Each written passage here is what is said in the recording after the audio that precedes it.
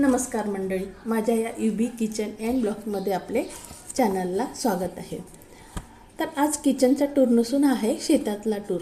माझ्या नाताने इंजिनियर शिक्षण घेऊन ही शेती बघा कशी छान अशी डेव्हलप केलेली आहे आणि तुम्ही सुद्धा या निसर्गाचा आनंद घ्यावा म्हणून मी हा व्हिडिओ आज तुमच्यासोबत शेअर करीत आहे। तेव्हा व्हिडिओ शेवटपर्यंत बघा। तर आमची गाडी आता या संत्र्याच्या साईडने आलेली आहे। इथून सुद्धा थेट रस्ता केलेला आहे, शेतातील घर आहे तेथपर्यंत। आणि या संत्र्याच्याच बगीच्याला लागून आहे ड्रॅगन फ्रूटचे झाड। तर हे बघा, याला वजन पेलण्यासाठी असे सिमेंटचे पोल इथे लावलेले आहे। सध्या याला फळं नाही आहे, फळ येण्याची इथे ऑगस्ट नोव्हेंबरमध्ये इथे येतात। तर आता हे बघा, हे आता घर लागून घर आहे, स्विमिंग पूल आहे। आता आम्ही इथे उतरणार आहे।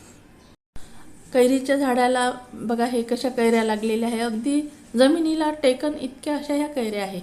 आधी तर आम्ही त्या कैऱ्याच बघितल्या बघा, किती छान अशा कैऱ्या दिसत आहे। आणि आता आम्ही जात आहे जे घर आहे तिकडे। चला तर मग इथे सगळे पोहण्याचा आनंद घेत आहे आणि आता तुम्हाला मी घर पण दाखवते आहे। असं हे शेतातलं घर बघा, किती सुंदर हे घर आहे। सगळं हे नवीन नवीन म्हणजे जे जुन्या पद्धतीचे जे काही खांब, दारं, खिडक्या आणि मावदाचं जे घर असते, तर इथे असं थंड, हे घर गरम होत नाही कारण की उंच असते घर आणि लाकडाचा वापर शेतात भरपूर हवा, त्यामुळे इथे गरम लागत नाही। आणि स्वयंपाकाला चूल असते, त्यामुळं सिलेंडरची कितीही टंचाई असली तरी इथे भासणार नाही कारण का चूल आणि चुली लावण्याकरता काड्या। तर चला आता जाऊया दुसरीकडे। घरामध्येच एक मोठी अशी बंगळीची पण व्यवस्था केलेली आहे, म्हणजे कधी पण तुम्ही थकवा विसावा असं घालण्यासाठी म्हणून बंगळी पण आहे। आणि हे घर धाब्याचं असल्यामुळे मी आधी सांगितल्याप्रमाणे थंड असं लागतं। खरोखरच इथे येऊन इतकं छान वाटतं ना, की छान वाटतं, निवांत वाटतं। तर आता जाऊया आपण शेतामध्ये फेरफटका मारायला। हे बघा, हे ड्रॅगन फ्रूटचे झाड आहे। ह्या सर्व कलमा कोल्हापूरवरून आणलेले आहे आणि याची लागवड केली आहे। आता याला ऑगस्ट नोव्हेंबरमध्ये फळं इथे विदर्भामध्ये येतात। हे आहे ग्रीन ॲपलचे झाड, याला फळं लागायच्या तयारीत आहे।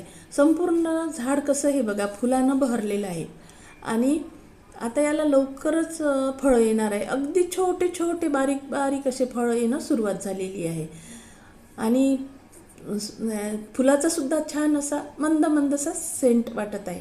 आणि हे आहे शेवग्याचे झाड आणि शेवग्याच्या शेंगा तर सगळीकडेच आपण खूप औषधी म्हणून वापरतो आणि याला शास्त्रीय नाव मोरिंगा ओलेफोरा या नावानं हे ओळखलं जातं। सगळेजण हे औषधीयुक्त असं झाड आहे। याला पण बघा किती छान अशा छोट्या छोट्या 2 शेंगा आलेल्या आहेत। आणि ही आहे उन्हाळी तीळ। तर हा उन्हाळी तीळ बघा, अजून छोटे छोटेच आहे परंतु छोटे फुलं लागायला सुरुवात झालेली आहे। अशी ही पाण्याची सोय जर असली ना, तर असे हे पिकं घेता येते। आणि इथे सगळीकडे अशी ठिबकची व्यवस्था केल्यामुळं सगळ्या शेतामध्ये पाण्याची अशी निचरा होऊन सगळे झाडं वगैरे आहे हे सगळे हसत आहे कारण की त्यांना भरपूर प्रमाणामध्ये इथे पाणी भेटत आहे। आणि अप्पर वर्धा जे धरण आहे हे मोर्शीमधील एक शेत आहे आणि लागूनच अप्पर वर्धा डॅम असल्यामुळं इथे पाण्याची लेवल खूप मोठ्या प्रमाणात आहे, त्यामुळं इथे पाणीची मुबलकता आहे।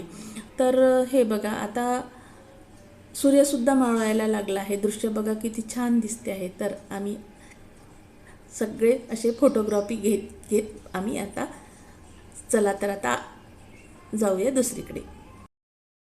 हे बघा, हे गुलाबाचं झाड बघा किती सुंदर आहे आणि या गुलाबाचा कलर तर इतका छान आहे ना, मला तर खूप आवडला। आणि हे विद्येचं झाड सुद्धा बाजूला, तर आम्ही थोडी फोटोग्राफी घेतली। आणि यांचं तोपर्यंत आता सगळं जे पोहणारे होते त्यांचं सुद्धा पोहणं आटोपलेलं आहे आणि आता इथे आम्ही निवांत थोडा वेळ बसणार आणि बसलो। तर आता इथे थोडं आम्ही नाश्ता करणार।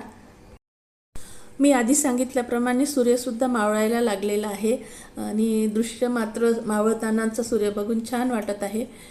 येथे पण यांनी लाईट लाईट वगैरे सगळी व्यवस्था असल्यामुळे लाईट पण लावले. आणि आता आम्ही इथे नाश्ता करणार आहे. नाश्ता म्हणजेच काय, मुरमुरे, फुटाणे, शेव, कैरी टाकून केलेला कच्चा चिवडा. तर या तुम्ही पण कच्चा चिवडा खायला. आणि चिवड्यात टाकायच्या ज्या कैऱ्या आहे ह्या तर इथल्याच झाडाच्या आत्ताच्या आत्ता ताज्या बिलकुल तोडून आणलेल्या ह्या कैऱ्या आहे. छान स्वच्छ धुवून घेतल्या. असा ह्या आता कच्चा चिवडा आम्ही बनवत आहे. चला तर कसा बनवला हे तुम्हाला दाखवते आहे. आता या चिवड्यामध्ये टाकायला घेतले मुरमुरे, फुटाणे, शेव टाकली, बारीक कांदा आणि कैरी. कांदा काय केलं, या चॉपरमध्ये घेऊन असं बारीक केलं. आणि या चॉपरनं जरासं वेगळंच आहे, थोडंसं कडक आहे, करायला वेळ लागत आहे. आणि त्यामध्येच कोथिंबीर, हळद, तिखट, मीठ, चाट मसाला सगळं टाकून असा खमंग असा चवदार असा कच्चा चिवडा झालेला आहे तयार.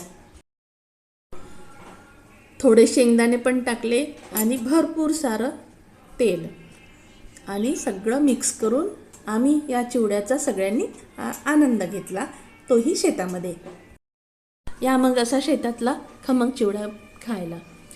तर मंडळी, आजचा व्हिडिओ आपणास कसा वाटला? आवडल्यास लाईक करा, शेअर करा आणि हो, कॉमेंट्स करायला विसरू नका. तुमचं एक कॉमेंट्स मला माझं बळ देऊन जातं, चांगलं वाटतं, जे काही असेल ते. आणि नवीन असाल तर सबस्क्राईब करा, म्हणजे माझे पुढील व्हिडिओ आपणास बघायला मदत होईल. चला तर मग पुन्हा भेटूया.